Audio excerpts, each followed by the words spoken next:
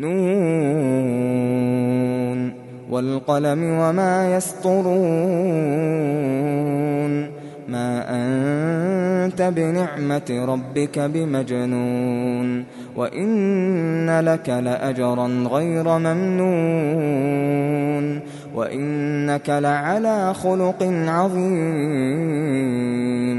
فستبصر ويبصرون بأيكم المفتون إن ربك هو أعلم بمن ضل عن سبيله وهو أعلم بالمهتدين فلا تطع المكذبين ودوا لو تدهن فيدهنون ولا تطع كل حلاف مهين هماز مشاء بنميم مناع للخير معتد أثيم عتل بعد ذلك زنيم أن كان ذا مال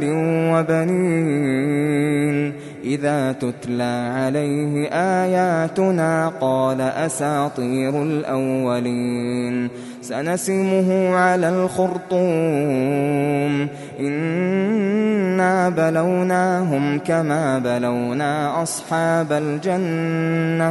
كما بلونا أصحاب الجنة إذ أقسموا ليصرمنها مصبحين ولا يستثنون فطاف عليها طائف من ربك وهم نائمون فأصبحت كالصريم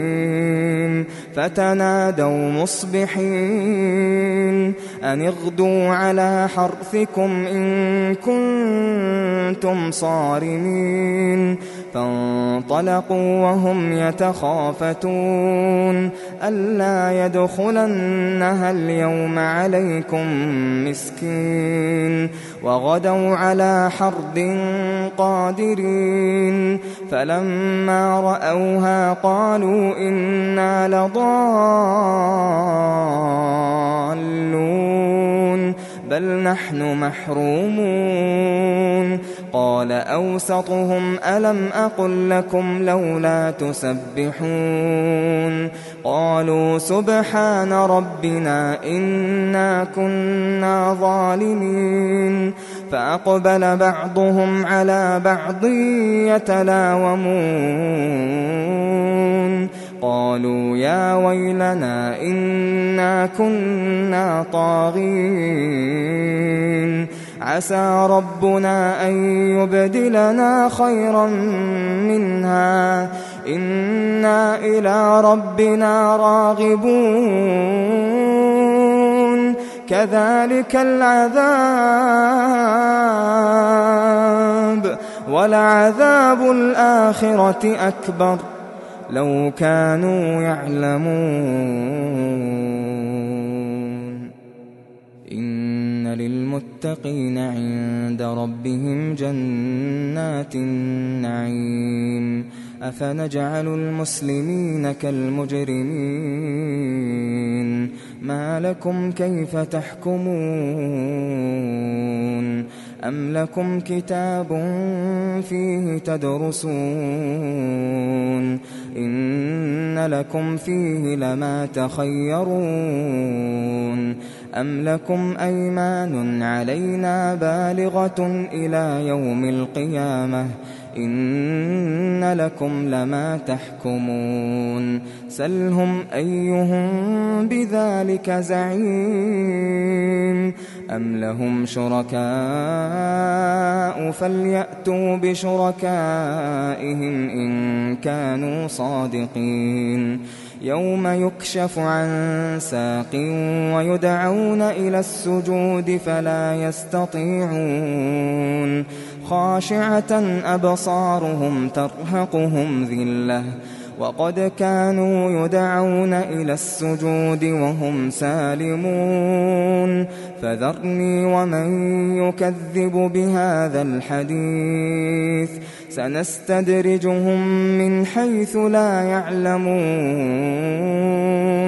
وأملي لهم إن كيدي متين أم تسألهم أجرا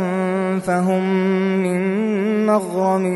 مثقلون أم عندهم الغيب فهم يكتبون فاصبر لحكم ربك ولا تكن كصاحب الحوت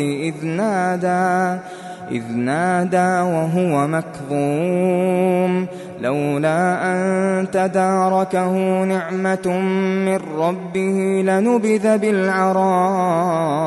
وهو مذموم فاجتباه ربه فجعله من الصالحين وإن يكاد الذين كفروا ليزلقونك بأبصارهم لما سمعوا الذكر ويقولون إنه لمجنون وما هو إلا ذكر للعالمين.